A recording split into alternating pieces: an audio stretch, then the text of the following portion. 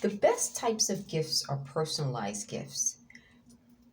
An inexpensive, easy craft that will allow you to make a gift is putting a cork on a board and making it into a game.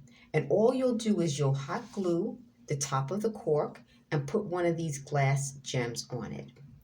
And you can decide what kind of game you want. You can either use a board that you already have, or go to a thrift store or online and get a board, or you can create your own board either out of wood, out of cardboard, and you can decide what kind of game. It could be chess, checkers, or something you make up.